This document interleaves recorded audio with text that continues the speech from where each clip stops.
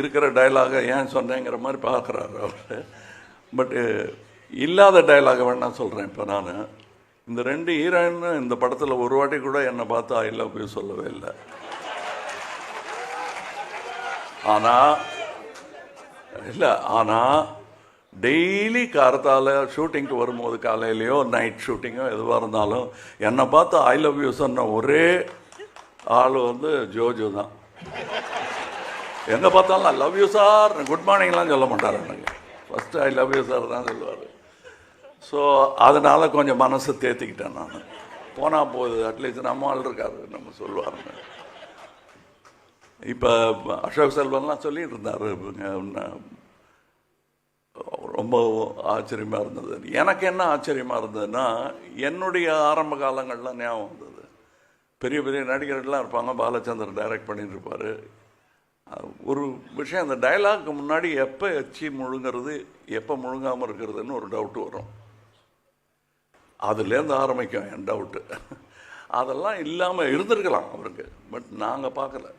he was very confident and I knew that அது வேற இது வேற அப்படிங்கிறது புரிஞ்சுக்கிட்டாலே நல்லா நடிங்க.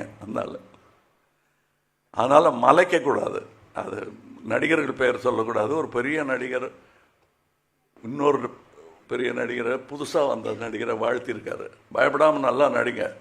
அதுக்கு அந்த புது நடிகர் சொன்னாராம், நீங்களும் சார் சின்ன பையன் தானேன்னு கேர்லெஸ்ஸாக இருந்துடாதீங்க, நல்லா நடிங்க அப்படின்னாராம். இது யாருன்னு உங்களுக்கு புரிஞ்சிருக்கேன், பேரெலாம் சொல்ல வேண்டியதில்லை. அப்படிப்பட்டவங்க இருக்கிற இண்டஸ்ட்ரி இது. And I was very happy. எனக்கு ஒரு கோ எந்தூசியாஸ்ட் பார்த்தா, நான் புதுசாக ஏதோ கண்டுபிடிச்சி பார்த்துருக்கேன்னு அப்படியே ஃபோனில் தேடிக்கிட்டு இருப்பேன். அதில் ஃபாலோடு பை ஏஆர் ரஹ்மான் இருக்கும். நான் பார்க்குற ஏரியாலாம் இவர் பார்க்குறாரா, இல்லை இவர் பார்க்குற ஏரியாலாம் நான் தேடிட்டு இருக்கேன். எனக்கு ஒரு டவுட் வரும். ஆனால் ஒரு விஷயம் எனக்கு புரிஞ்சது, நாங்கள் 2 பேரும் மீட் பண்ணிக்கிட்டோம் லாஸ் ஏஞ்சலஸில்.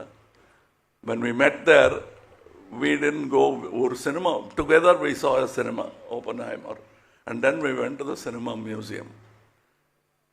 What is important for us, you will understand. For us, it's only what we do. And Rahman is a great example, like Mani. அவர் அதை தவிர வேறு ஒன்றும் பேச மாட்டாங்க, வீணரட்ட கிடையாது.